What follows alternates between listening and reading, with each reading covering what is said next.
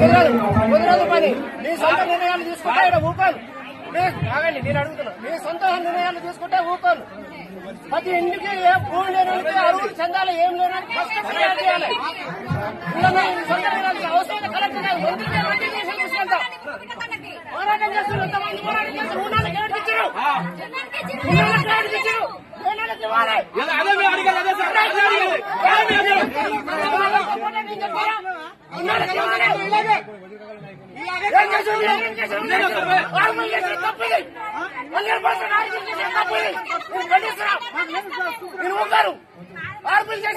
తప్పు.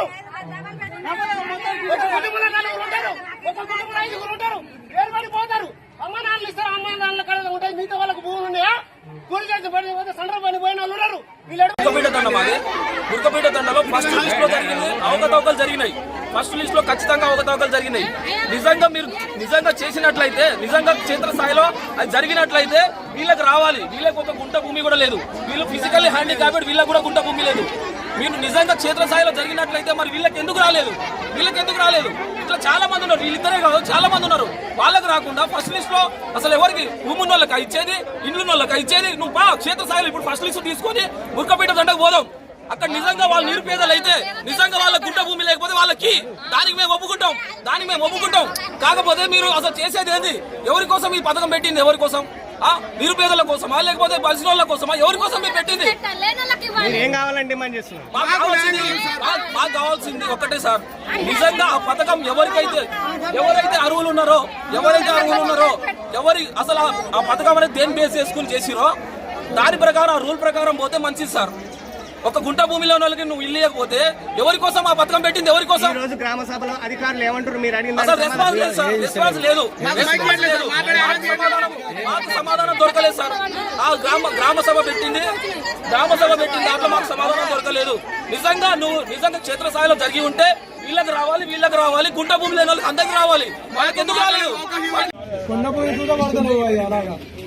సార్? ఇప్పుడు నేను ఏవో సార్ వచ్చింది సార్, వాళ్ళు ఎంక్వైరీ చేసుకుంటాను, భూములు ఎంక్వైరీ చేసుకుంటాను సార్. ఇప్పుడు ఏమన్నారంటే తండ్రి నుంచి కొడుకు అట్లా చేసుకున్న వాళ్ళు చాలా మంది ఉన్నారు స్లాట్లు. అవి మాత్రం పడేయని చెప్పిండు. ఎందుకు పడేది సార్ అంటే వాళ్ళకి మాకు గైడెన్స్ రాలేదు. అవి ఇప్పుడు పడే, అవి ఎప్పుడు పడేది తెలియదు అని చెప్పిండు. నిన్న ఏవో సారే చెప్పిండు అవి పడేయని. ఎందుకంటే ఇప్పుడు రైతు బంధు పడేటప్పుడు వాళ్ళతో పాటు అందరికి పడాలి, వీళ్ళకి కూడా పడాలి. ఇప్పుడు తండ్రి కన్నా పడాలి, లేకపోతే కొడుకు కన్నా పడాలి. మేము అనేది అది. ఎందుకంటే కోల్పోతారు కదా సార్. అట్లా ఎంతో మంది చేయించుకున్నారు, 20-30 మంది చేయించుకున్నారు అట్లా. ఇప్పుడు ఎవరు ప్రశ్నించకపోతే ఆగమవుతారు కదా సార్. ఇప్పుడు 2 లక్షలు పడిన వాళ్ళు చాలా మంది ఉన్నారు. వాళ్ళకి మాత్రం బాధ లేదా సరే? మేము చెప్తాండొచ్చు, వాళ్ళకి మాత్రం బాధ లేదా? ఎవరైతే సార్ దానికి పడలే కదా అది.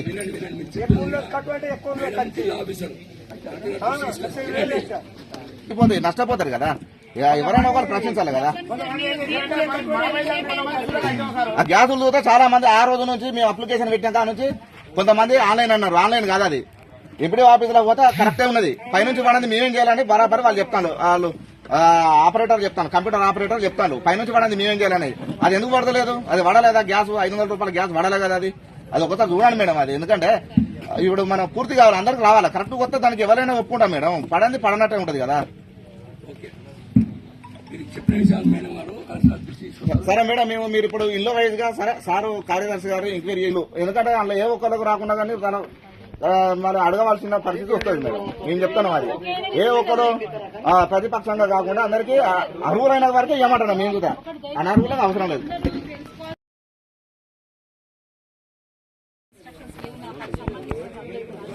మీకు తెలియకపోతే ఇంకెవరు చెప్తారు మేడం? మీరే కదా చెప్పేది. మరి ఆ రుణమాఫీ అర్హులు ఇప్పుడు వాళ్ళ అర్హులకు ఎట్లా, వాళ్ళకి ఇప్పుడు ఎట్లా వాళ్ళ పరిస్థితి?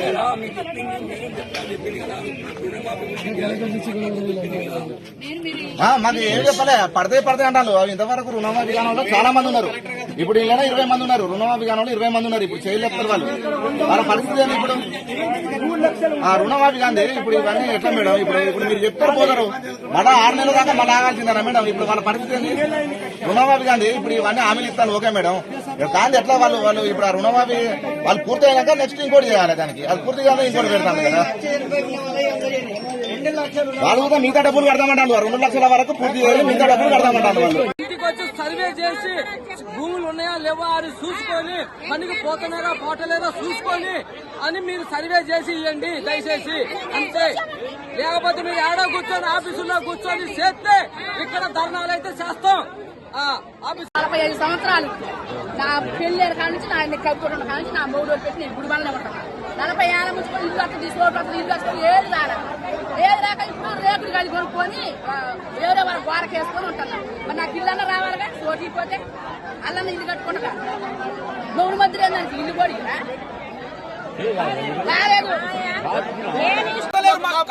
చేయడానికి మా పుట్టబడే తండకు న్యాయం చేయండి సార్. ఈ పథకం ఉన్నది పేదవాళ్ళ కోసం కాబట్టి పేదవాళ్ళకి చెందాలి.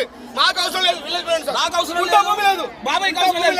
వాళ్ళ గురించి మాట్లాడుతున్నాం, వాళ్ళకి అవసరం కాదు, వాళ్ళ గురించి మాట్లాడుతున్నాం. ఇక్కడ ఉన్న పేర్లే చదువుతాము, వేరే పేర్లు డిస్కషన్ చేయము. వేరే పేర్లు ఎందుకు డిస్కషన్ చేశారు?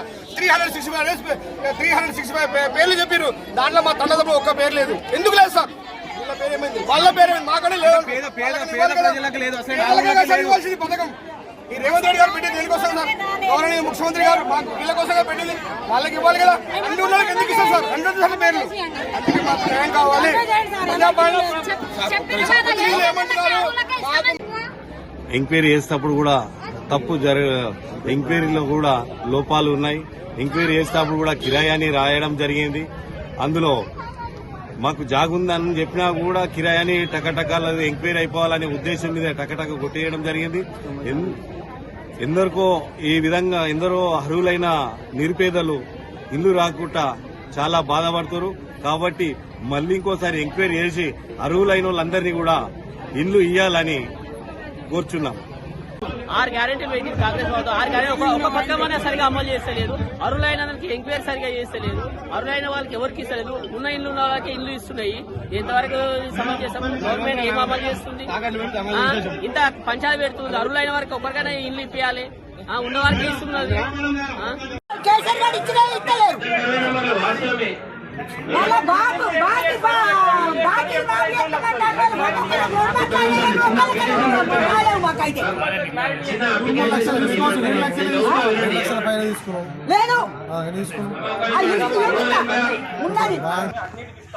అంటే ఇప్పుడు 4 పథకాల గురించి అని చెప్పారు. ఓకే, పథకాలు అయితే అది చేస్తారు, ఏదో అయిపోయింది. మొత్తానికి జాగా ఉన్న వాళ్లకు, ఏం లేని వాళ్లకు, జాగున్న వాళ్లకు 5 లక్షలు లోన్ శాంక్షన్ చేస్తామని చెప్పారు ఇల్లు కట్టుకోవడానికి. అట్లాంటి మొత్తం నిరుపేదలకు, ఏం లేని వాళ్లకు శాంక్షన్ చేస్తే ఏమనిపించదు. ఉన్న వాళ్ళకే 4 ఇండ్లు ఉన్నాయి, బిల్డింగ్లు ఉన్నాయి, వాళ్ళకి ఏం లేదన్నట్టు కాదు, వాళ్ళకి ఆస్తులు ఉన్నాయి. అట్లాంటి వాళ్ళకే శాంక్షన్ చేశారు.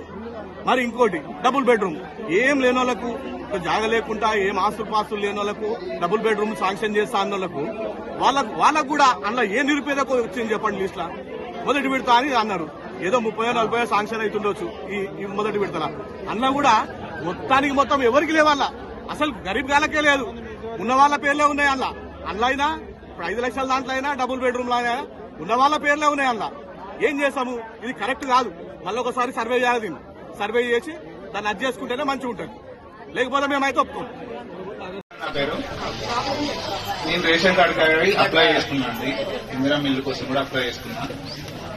ఇప్పుడు 65 మంది లిస్ట్ అవుట్ అయిందని చెప్పింది. ఈ 65 మంది లిస్టు ఎట్లా ఎంక్వైరీ చేసింది మీరు? ఈ 65 లిస్టు బేసిక్ ఏంటి, ఆధారం ఏంటి? 5 ఎకరాలు 10 ఎకరాలు ఉన్న వాళ్ళకు రేషన్ కార్డు వచ్చింది. ఏం లేని గుండె భూమి లేని వాళ్ళకి రేషన్ కార్డు రాలేదు. ముంబై ఇది ఎట్లా ఫైనల్ అవుట్ చేసింది? ఎట్లా చేసిండు? ఎవరింటికి పోయిండు? ఎవరితో ఎంక్వైరీ చేసిండు? ఈ బొంపల్లి గ్రామ పంచాయతీ అయిందా ఫైనల్ అవుట్? లేకపోతే మీరు పెద్దపిల్ల చేసిందా? లేకపోతే అక్కడ మన హైదరాబాద్ లో చేసిందా? ఎక్కడ చేసింది దీని ఫైనల్ అవుట్? దీనికి ఆన్సర్ చెప్పగలరు.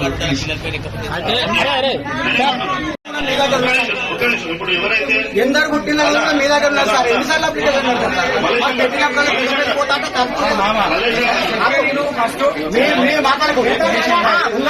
నేను అడుగుతాను సార్. మేము పోయినప్పుడల్లా పెద్ద పెళ్లి పోతే 200-300 ఖర్చు అవుతున్నాయి. ఎన్నిసార్లు పెడతాం మేము? అది సార్ మేము అనేది ఏంటంటే మా లిస్టు మొత్తం మీ దగ్గర ఉంది. మాకు ఎందరు ఉన్నారు, మా భూమి ఎంత ఉన్నారు అంతా మీ దగ్గరనే ఉన్నారు. ఇప్పుడు కాదు 10 ఏళ్ళ నుంచి ఉన్నాయి. మేము మళ్ళీ మన అప్లికేషన్ అంటే మేము పోవడానికి అప్లికేషన్ కు మళ్ళీ వీళ్ళు కట్టే ఇల్లు వీళ్ళు కట్టే రేపు రాపో ఎల్లుండి రాపో వీళ్ళనుడు మమ్మల్ని దింపుడు ఎందుకు సార్ ఇదంతా? అదే నేను అనేది కొద్దిగా మా ఆమె చెప్పుకుంటాను, మా ఆవేశంగా చెప్పుకుంటాను. మేము మీ మీద ఏమంటలేదు సార్. ఇప్పుడు ఎవరైతే ఎందరు పుట్టిన వాళ్ళు కూడా మీ దగ్గర ఉన్నారు సార్. ఎన్నిసార్లు అప్లికేషన్ పెడతారు సార్? మాకు పెట్టినప్పుడు పోతా అంటే తప్పు. మేము మాట్లాడుకోండి. నేను అందుకని సార్ మీరు మాట్లాడుతున్నాను. మేము పోయినప్పుడల్లా పెద్ద పెళ్లి పోతే 200-300 ఖర్చు అవుతున్నాయి. ఎన్నిసార్లు పెడతాం మేము? అది సార్ మేము అనేది ఏంటంటే మా లిస్టు మొత్తం మీ దగ్గర ఉంది. మాకు ఎందరు ఉన్నారు, మా భూమి ఎంత ఉన్నది అంతా మీ దగ్గరనే ఉన్నది. ఇప్పుడు కాదు 10 ఏళ్ళ నుంచి ఉన్నాయి. మేము మళ్ళా మీరు మళ్ళీ అప్లికేషన్ అంటే మేము పోవడానికి అప్లికేషన్ కు మళ్ళీ వీళ్ళు కట్టే ఇల్లు వీళ్ళు కట్టే రేపు రాపో ఎల్లుండి రాపో వీళ్ళనుడు మమ్మల్ని దింపుడు ఎందుకు సార్ ఇదంతా? అదే నేను అనేది. కొద్దిగా మా ఆవేశ చెప్పుకుంటాను, మా ఆవేశంగా చెప్పుకుంటాను. మేము మీ మీద ఏం అంటలేదు సార్. ఫ్యామిలీలో ఉంటాను, 4 ఫ్యామిలీలు ఉంటాను, ఒకే ఇంట్లో ఉంటాను మేము, ఒక్కొక్క రూమ్ లో. అయితే అటువంటి దాంట్లో మాకే రేషన్ కార్డు రాలేదు, మాకు భూమి కూడా లేదు, మాకెందుకు రాలేదు? అది పాయింట్ సార్. అంటే దీంట్లో లేకపోతే ఎంక్వైరీ చేస్తే ఇస్తాను మీరు.